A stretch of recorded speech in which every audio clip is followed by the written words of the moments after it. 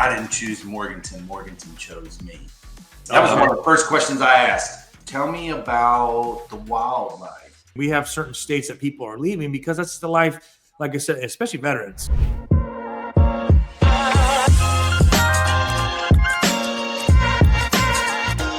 Well, I want to welcome everybody to our first episode. I'm Adriano, and today I'm joined with the one and only Sean Cutchens, my man with Next Gen Lending. He's a veteran who's found a sense of home and purpose right here where he's at over in Morganton, North Carolina. And then our first segment is going to be why veterans himself has moved there. But before we get started, I want to make sure that we get to know him, and I want to know, like, Sean, give me the backstory, give me the goods on, where you came from, where you grew up, branch of service that you moved to, and, that lovely place that you got stationed at. I want everybody to know where you got stationed at, and then you mentioned the journey and what made you move to Morganton and everything else. So kick it off, man. All right. Well, so way back when you can say in the 1900s and 90, I joined the military, went in the United States Army. I was at the time madly in love with my wife and knew that college wasn't for me. And if I was going to be able to be any type of support and husband, I needed to do something drastic. So I enlisted.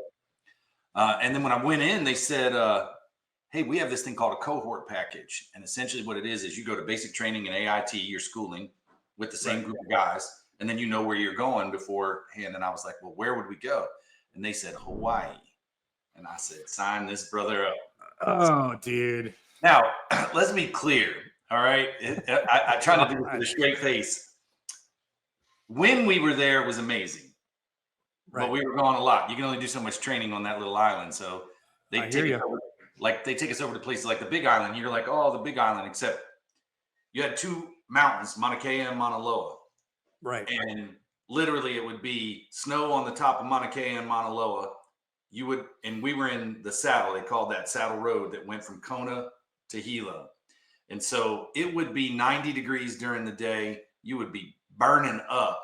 And the minute that the sun went down, that temperature started dropping like drastically. And before you know it, it's 37 degrees and you're shivering and freezing and couldn't wait for the sun to come back up. But anyway, so got over there. It must have been rough, dude. So you got recruited, you got in the Army, you kind of got a package. So you got a pick to go to Hawaii. But where'd you come from before that? So I lived in Maryland, grew up in Maryland pretty much my whole life, some in Virginia, but went to, middle school, high school there in Maryland. Yeah. That's why I'm a big Redskins fan. Yes, I was about to ask you, dude, how about those Redskins, man? I don't know how you're feeling. I don't know how you're feeling too much about the Redskins right now, but hey, listen, you did a good job. You should be proud of them. I know they identify as the Commanders, but I'm a Redskins fan, and I was proud of them. We got our, for sure, man. We got our rear ends. So you did Army, you did your tour, you got your successful tour, honorably discharged. And then, obviously let's just kind of fast forward, and I want the viewers out to know, especially, if you're watching this and you can make a comment, but what brought you to Morganton and what made you choose that area? Basically, after your service, did you move to Morganton or how was that process? So what I was saying, I didn't choose Morganton. Morganton chose me. Okay. So no, I went into the mortgage business as soon as I got out. What I realized very quickly was that there was no civilian need for calling in laser guided ammunitions. I checked with the police department. They didn't need me. Checked with the local mafia. They didn't need me. So, it was kind of one of those things where I had an opportunity to get in and be a mortgage officer. Right. Little did I know you went from ammo guy to loans. Loans. Yes. Okay. But one thing no one has ever accused me of, Adriano, is being quiet and shy. And so met a couple people and they're like, get in here and get after it. And when you have a brand new baby and a wife, you either hustle or you drown.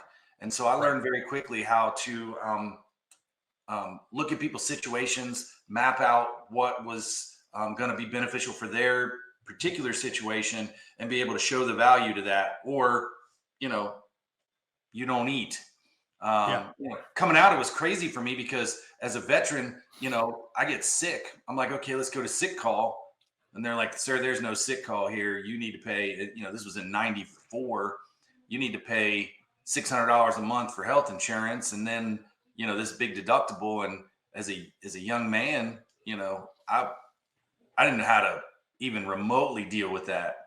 Right. But eventually I got into a company that I did really well. They saw my value and they moved us to Statesville, North Carolina to take. Okay, that's how you ended up. So you got recruited out of what, Hawaii? Like where did No, Maryland. From Hawaii out of the Army back to Maryland, and then to gotcha. So then you ended up in Statesville. Right. So what were your first impressions? First impressions kind of coming to North Carolina. I fell in love with North Carolina. Okay. Where I come from in Maryland, every corner's got a liquor store. Down here, every corner's got a church. And I'm not saying that every church and every situation, but there was just a different sense of community, of family, of values. And I'm like, this is what I've always dreamed of when I think about being a dad and wanting to raise my family. Yes, sir.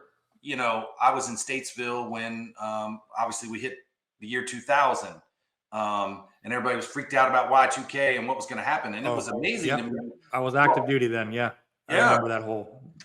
So it was amazing to me talking to my friends and family in Maryland and how everybody was like freaked out and by themselves. And down here, everybody rallied around each other and, made sure everybody had what they needed. And, it was definitely an eye-opening difference in community. Dude, I tell you, man, I felt when I was, that's your experience when you first came in because you were already family. You were married, you're moving. For me, when I got leaving San Diego for the first time, from LA, was in Camp Pendle, thinking I was going to stay there, but the Marine Corps, hey, Devil Dog, because I remember when I got my orders, I'm like, where is Victor 26 here? They're like, nope, Devil Dog, that is not here. You're going to go to North Carolina. I was like, what? So as the Marine Corps needs you, then they shipped us out. And I remember flying in to Raleigh and we flew and I was looking out the window because it was a red eye flight. And then we got about at 6 a.m. and I'm looking out and I see, nothing but tree line coming from desert and city vibes. And then all you see is nothing but trees and then landing and then getting on that bus. I remember one of the sergeants was there to pick us all up. And then we got on the bus and our alphas. And we just sitting there. And I remember just like looking out the window and go, dude, what is this, man? This is nothing but, that's the first time I seen Bojangles. That's the first time I see, like, instead of Carl's Jr., it was Hardee's. Yeah. I'm like, what is all this stuff here, dude? And it was a complete culture shock when I first got here because I felt like once I got Camp Lejeune, I was just looking around. I'm like, dude, what is there to do here? Coming from the city, you're 18 years old. You're like, this is completely different. But again, I wasn't in family mode yet. I was a young buck, just like trying to, do stuff when you had liberty, go out and do stuff. But my first impression, but here's the thing, when I landed, I just remember how green it was. So that was kind of a interesting like spin on like being part of the East Coast of the US, and then come in the winters and the spring and then the summer when we're training. So that was a whole, man, this place sucks because you're out in the training. So I just kind of, your first impression is different than when I came in as a 18-year-old, coming in from a different spot. Statesville. Well, hold on. It's funny that you mentioned Bojangles. I'd never seen a Bojangles either. The very first night that I got here, because I drove down, I was staying in a hotel for a few months while we were getting transitioned, getting my wife and kids down here because we'd had my son at that point as well. So we had, so I go and I get the Bojangles family pack, which comes with a half a gallon of iced tea. How old were your kids at the time? So my son wasn't even 1 yet. Oh, wow. So he was born in June and I left to come down here the 29th of December. And and then my daughter would have been, right at 4. So, but anyway, so I pounded the entire half gallon of Bojangles sweet tea. And at 3 a.m, I was laying in my hotel bed and I was like, I can smell the colors. I've never had this much caffeine in my life. This was a freaking monster. But if you want to know, Katie loves sweet tea. I'm still not a fan. I won't do it. What? Won't do it. It's because Too you're much a sugar, Marine. dude. It's because you're a Marine. It's just Yeah, they I mess won't do you it. up. That's Yeah. amazing. It's a lot, dude. It's a lot of sugar. I love it. That's cool, man. So you Yeah, have so- the Bojangles. So then Statesville, that goes really well. They asked me to take over a branch in Concord, North Carolina, which is over there by the Speedway, much more city oriented. And I knew I was moving in to move out. Didn't want anything to do with being over there any longer than we had to. Sure. Too much hustle and bustle, too much. I mean, I live 5 miles from the Speedway, and when they were practicing, I could hear them. I mean, it was. Yeah. So then they asked me in 2006 to come take over the Morganton branch of the company I was working for. And ironically, one of the guys I was in the military with lived in Morganton. So I was like, okay, this is cool. And we moved over here and, absolutely fell in love with it. We found a church that we fell in love with. You know, got a huge extended family based on that. My kids obviously were in school here, early elementary, mid elementary to early middle school. Ironically, my daughter met Jacob, her now husband, in middle school. And they were they were best pals. And we ended up being very, very close and still are with his parents. Mm-hmm. Obviously now we co-grandparent with them. Sure. They live, if I had a really good arm like Uncle Rico, I could throw this rock over top of this little hill here and hit their house. So they only live there. And my daughter and son-in-law now are building a house about 1.5 miles from us. So that's great. Yeah. So that ended up, that was the beginning of all that. And the next thing you know, we planted roots here. Well, I ended up moving to a different bank. Things went really well with them. I was on the banking side. Right. They asked me to take a regional manager role and move to kind of the outskirts of Atlanta. Right. Man.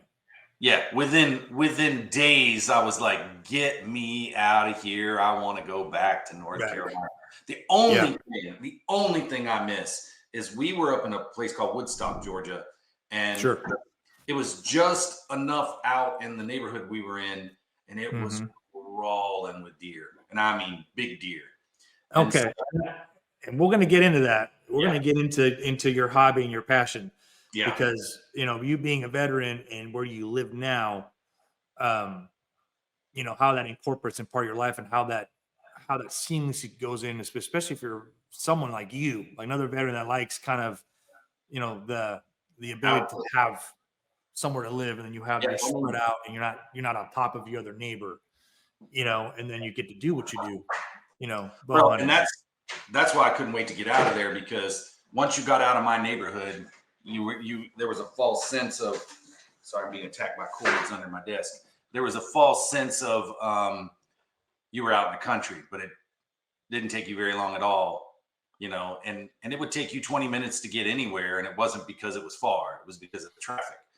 So we came back in 2020 or 21, I can't remember now. Okay. End of 20, ended up buying the house we're at now in Morganton. 21, found a place with 4 acres, butts up to, about 20 acres, crawling with deer. Very nice. That was one of the first questions I asked when we talked, because it was one of those where I was like, tell me about the wildlife. Lady was like, during the winter months, I've got to run them out of the driveway. I was like, where do I sign? Give me the contract. She's like, you don't even know the price. I'm like, I don't care. Yeah.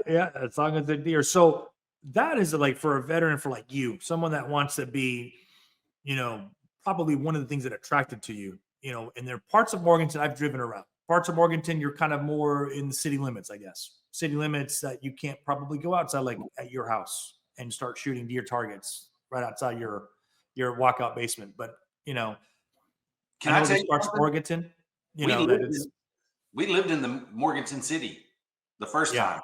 How is that different from where you're at now? I had 3/4 of an acre backyard. I shot my bow. There was a little creek. I had a tree stand on the backside of the creek, and as long as I was bow hunting, it didn't matter. So you still could do that. That's cool. Darn right. I had a stand for me and a stand for my son, and we filled the freezers. So How did you get? So here's the thing. This little background. So obviously, there's just it's curiosity because again, people will know that this man is an avid, and I mean avid bow hunter. How'd you get into it versus like rifles and versus using a weapon, a gun, powder gun, or whatever? sure. Bow hunting. What drew you to that? So I will tell you this: I did not grow up around any type of outdoor scenario. In Maryland, or more, Yeah. were Well, you no, in the there's city? some You were in really. the city. You were in the outskirts. I was in the outskirts. It just was Ah, never. okay. My dad didn't do it. My friends didn't do it. It was nothing that I was ever against. Yeah. Matter of fact, I look back on it. We actually lived kind of more out in the country in my high school years, and big cornfields behind us. And knowing what I know now, I would have gotten a lot less trouble in high school had I been a deer hunter. I might not have always been in school, but I wouldn't have been in any trouble because I would have been in a tree stand somewhere. Yeah. But anyway, I moved down here, and there is a real sense of, with most of the people down here, there's a real sense of that love for the outdoors. And so I had a couple guys when I lived in Statesville. They're like, "You ever hunted?" No, man, come, Yeah. we'll talk to you. Try it out. Yeah. Yeah. And so I tried with a gun for a little while. Obviously, I was very comfortable with a gun coming out of the military. Didn't have any problem For with sure. that. That's how I would do it. But he's like a good buddy of mine that I was friends with then, named Heath Little. He said, "You need to try shooting a bow, see what you think." Right. My uncle in Maryland was an avid bow hunter, so I knew of it. And I tried it, and just the skill set that it took. That critter is going to be anywhere between 20 and 50 yards from you. Everything's got to be right. The wind's got to be right. You got to be able to get your bow pulled back. Mhm. And I'll be honest with you, there is I think as a society, we have lost connection Yeah. with the intimacy of how we acquire our food. Yeah. I don't Yep. take it for granted. I pray and thank God every time I harvest an animal, right? I Mhm. do. I stop and I pray and thank God for something gave its life so that I could feed my family. But there's Yeah. also something very, um, it's just different when you know you've taken it from start to finish and you're feeding your family with that. And I work hard to practice really hard to make sure that I Mhm. can make the best ethical shot I can. You'll laugh, but when this podcast is over, I'll be finishing packing up because we're leaving in the morning to go to Texas on a bow hunt. That's Um, right. and That's so right. the fact that I'm actually calm right now is a miracle because I'm so excited. Yeah. Yeah. So But no, man, that's like I said, that's something about you that, and if you're watching this, link in the comments below, like what's your favorite thing about like the hunt, I guess. Sean's talked about it. Why do you if you're watching this, why do you do the bow hunting? What's it how do you feel when you do yeah, bow hunting? I've never tried it. I know this man has been trying to get me to go, but we will. I probably say, yeah, I'll probably go with you and do that We'll and get you. just do the experience of the hunt itself. But that's something cool. Like I said, it's a good outlet. And I would also say maybe like, some veterans out there that are moving, that's something they're looking for, something to look, and especially like in Morganton, like if you, have property like yourself that you can kind of do this. And I didn't know that you can do that in city limits, There's so that's actually kind of Morganton has got enough deer that what happens is the insurance companies actually help pay for what's called an urban archery season. So deer season ends like the 1st or 2nd of January every year. right. Well, coming in about 2 or 3 days, if you're in city limits and have more than 5 acres, which we have plenty, there's a 1 month long bow hunting season because Really? they're trying to keep the population in check because so many of them get hit by cars. I have a new Yeah. front end on my van because my wife hit a deer coming down our road. Um, but I want to go back to just one thing and tell you one thing that's definite is that our world is instant gratification. It's 120 miles an hour. Even when you're sitting still, we're scrolling on Absolutely. that phone, right? It's constant. The one thing that Right. I love about living a little bit more, and when I say out in the country, I can be in downtown Morganton in about 8 minutes, right? Nine Yeah. minutes. No. Katie and I live 20 minutes from city limits of Hickory, and it's a whole different ballgame living on land, But away from everybody. when I'm out in a tree stand, like I said, no one has ever accused me of being quiet or being calm. And so it really puts me out of my comfort zone, but I enjoy sitting still. Yeah. Watching the world come alive the way God intended it. And it's very hard. I heard someone say one time, you may not believe as I believe, but I've never met an atheist hunter.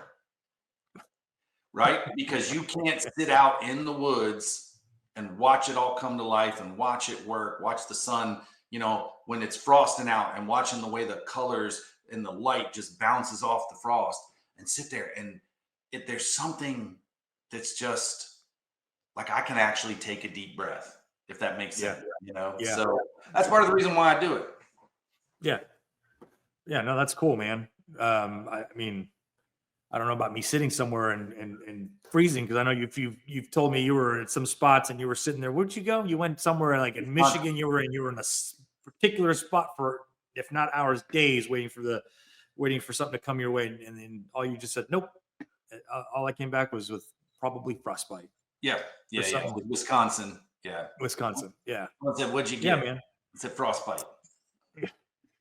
Yeah, dude. That's you're a brave man for doing that, man. I remember just being in the cold in Camp Lejeune, but that's all. It reminded me just being on another field op, going out and doing that. But it's a little different because you don't have people yelling at you. Yeah. But let me go back to like to Morganton. So not just not what you do, what you can find out there. It gives you that peace of mind. So Morganton being the gateway to the foothills. Someone I said, another veteran that veterans that want to get away, because there's a lot of us that don't want to be, as I mentioned earlier, Katie and I, we live 10 minutes 15 minutes away from city. You live 10 minutes away from the city limits. Having that scenery and buying the seeing, and there's something about Morganton, because it's like I said, the gateway to the mountains. So let's talk about veterans that, like I said, people, and I say veterans, I'm not excluding everybody. There's a thing about veterans that they look for certain tranquility and peace in their life. Yeah. They don't want to be around people, or they don't want to be around crazy in the city. Yeah. And Morganton brings that, not just where you can live rural, or you can live near the mountains and have that scenery and those amazing, beautiful parks, by the way. When we went out looking at the parks, those are really cool. Being yourself, having your kids and growing up. I mean, how was that, man? How was, like I said, that lifestyle for someone like you or like us, how was that, man? How was that journey when you experienced that? Yeah, if I want to take my kids and go for a walk, I don't want to bump into 3,000 people every 120 yards, right? That's just been always how I've been. Never liked the city. Someone asked me, said, well, what if I gave you a $2.5 million house in the city? I said, I'd hug your neck. I'd say, thank you. And I'd call a realtor. Yeah. Right. Yeah. And then I'd go buy 100 acres and 2,000 square foot house and live my life on cloud nine. That's just always how I've been. Yeah. Which there's stuff like that. There are places in Morganton that are like that. That's absolutely right. 100 acres. You can easily, here's the thing, like when I was in Atlanta, everything was quarter acre. If you were lucky, half an acre. We were in a much older neighborhood and we were on 2 acres, but I bought it because it backed up to the Corps of Engineers land around a lake, Lake Alatum.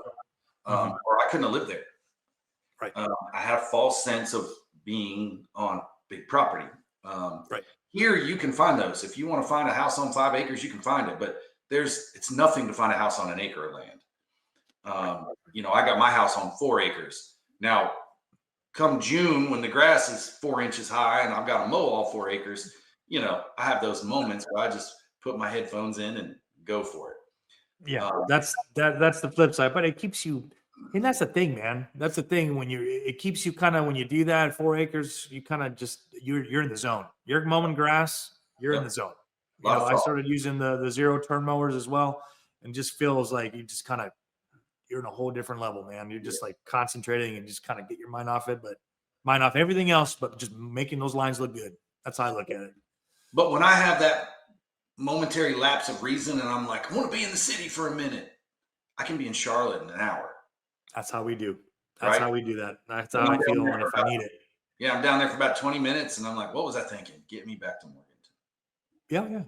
Yeah. So, you can go in and we fly to LA. We do the same thing. I'm like, okay, I'm done. Like, I'm done with the traffic. I'm done with all this. Get me back over on the plane. Let's get back home. Yeah, it starts to feel that way. We're because right. you just like you're done with it, man. We're right down the hill from Asheville, so that's kind of a weird, eclectic city that, Sure. no one can afford to live there, but it's a fun place to visit. And Yeah. it's in the mountains. And that's what's cool is like, I look out my window right now and I'm looking at all these mountains. Like I said, I'm 8 minutes from the city limits. But if you're standing in downtown Morganton, can look around the building, you see the mountains. You see, Oh yeah. you see Table Rock Mountain. You see, all these really kind of cool places. So it's a really good blend. Mm-hmm. Of course, we got to be careful. We're telling everybody how amazing Morganton is because there's not a ton of people. We're liable to just get an influx of people because they understand how cool it is. Well, I know, man. I know because you know what that's the thing. The secret's out, and it's just gonna be more because as you know, with everything that's happened, people are leaving California, New York, Florida, Colorado. I mean, we have certain states that people are leaving because that's the life. Like I said, especially veterans. We want to get away from all the nonsense because, as you know, we don't want to deal with all the nonsense that the bigger cities have, and all the regulations and all that red tape. They just want to. I know that getting out of LA and then coming back to North Carolina, which I never would have thought, but I did. It was the best move I've obviously ever have made in my life. You find the tranquility, the peace that you're not dealing with all that nonsense because, man, it gets you to the point. It gets you sick, man. I mean, it's a lot. There's another thing. It's a lot, when it comes to the veteran side of things, there's a lot of state jobs here in Morganton. We do have a prison. We've got J. Iverson Riddle Educational Learning Center. Cool. There's a lot of different. We got 3 different police forces, right? Right. So for veterans, a lot of veterans want to stay in that same lane for what they do when they get out of the military, and there's plenty of opportunity here. So there's opportunity for anybody, but as far as veterans go, there is a little bit of that. You've got that peace. You've got that. You can get away if you want to. But there is that sense of community if you want to find it. And that's a wrap for today, but we're just getting started. Next week, we're diving even deeper into what veterans need to know about moving to Morganton. You won't want to miss it. See you then.